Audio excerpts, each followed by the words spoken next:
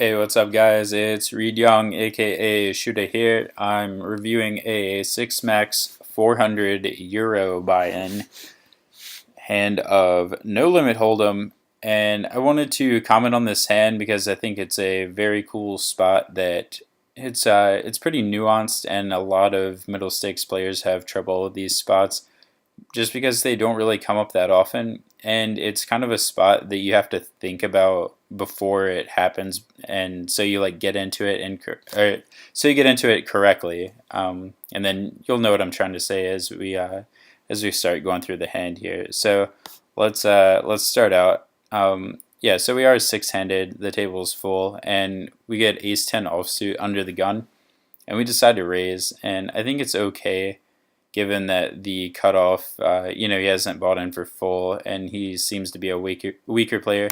Um, you could argue for a fold here. The button seems also to have a shorter stack, so maybe he's also kind of looser and passive, and so they'll both call with, too wide of a range and miss the flop so often that a continuation bet from us is just going to take down the pot immediately more of the time.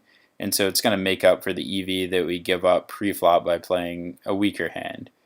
Conversely, you want to make sure you don't get yourself into some crazy spots with a regular where you're trying to play a pair of aces for stacks when it's about always going to be a bluff catcher. So, you can cater your flop play to that, maybe pot controlling some of your top pairs and betting it if you expect to get check raised by someone. Construct your range accordingly. So we decided to raise under the gun.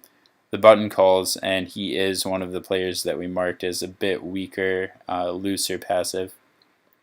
So we expect his range to be pretty wide. And the big blind, who seems to be a regular, calls. The flop comes Jack 7-3 with two hearts and a diamond. And it checks to us, and we decide to continuation bet 2/3 pot, just a little bit under.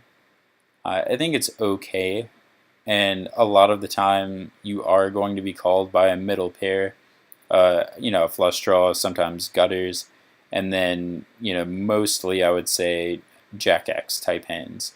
And when we're targeting players like this, like the big blind, I think he's going to, in general, make the I'm sorry, I meant the button. I think the button, if he flats in general, is going to make the big blind play fairly straightforwardly.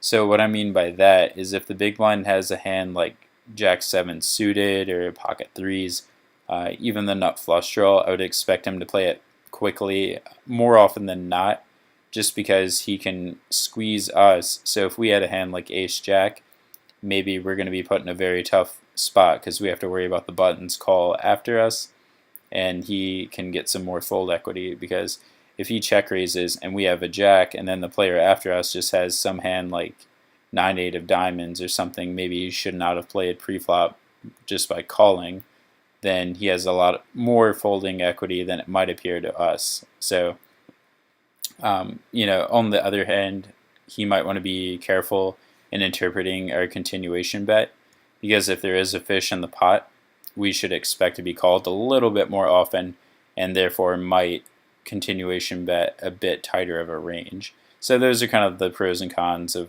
continuation betting wider here. It just depends how your opponent, and specifically the big blind in this hand, is going to interpret the continuation bet. So that said, if we are flatted by either of these players, I think you should kind of go into the turn and the river with the idea that you're going to have to be firing a lot here. So when you do continuation bet, I would be ready to keep going with it.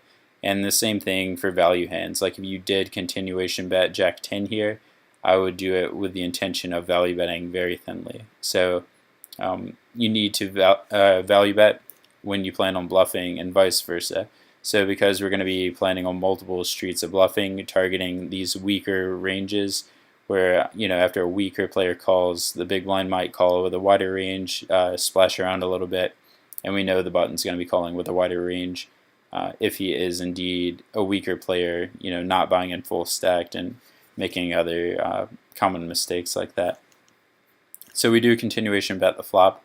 I think it's fine. And then obviously we need to do it sometimes with air. We would prefer to have a little bit more equity than just an ace over card, where a lot of the time we're going to get credit for ace king or ace queen that just missed the flop and decided to continuation bet. So we don't have fantastic implied odds on a turn ace. So the 10 might be okay for us.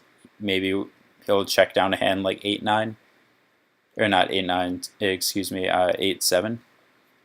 But I don't think we could assume that we're going to get more action if we hit a 10 and have the best hand by the river.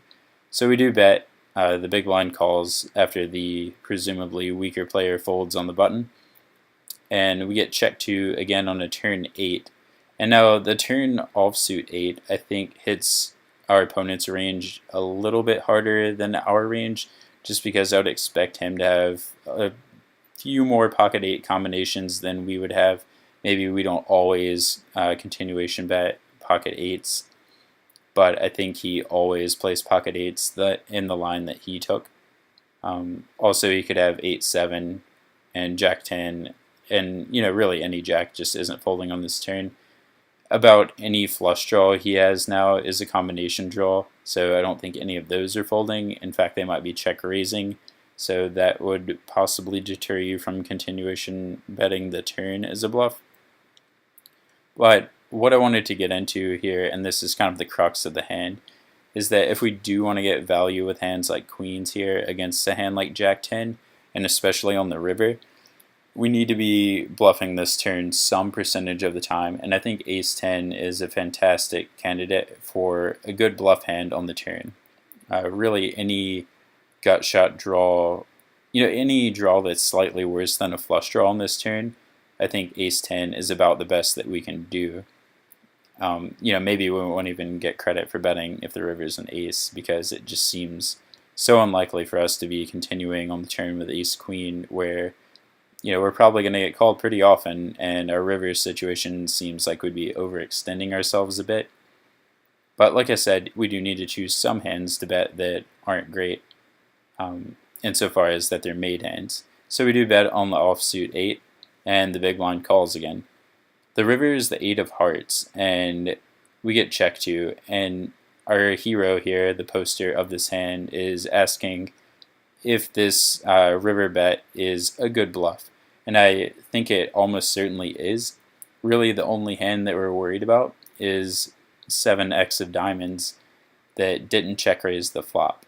And like I said, I would expect, given that our continuation betting range may seem a little bit tighter given the weaker player, that the big blind is just going to check raise a hand like 7 of hearts, 9 of hearts, for instance, on the flop, and just go from there, playing against our presumably stronger range and trying to get some folding equity. So I think this is a pretty good barrel, and when you also think about it, there just aren't that many air hands that we would get to the river unless we're betting something like ace 10 or ace 9 of diamonds or something like that. If we had it pre-flop, maybe we don't even raise that widely from under the gun in a 6-max game. So I think we should get a lot of credit, and any jack is going to have a very tough time calling, where that seems to be the bulk of his range. So let me know what you guys think. If you think this is an effective bluff, tell me in the comment section. If you disagree, I'm happy to debate with you guys down there. So I will talk to you soon, and take care.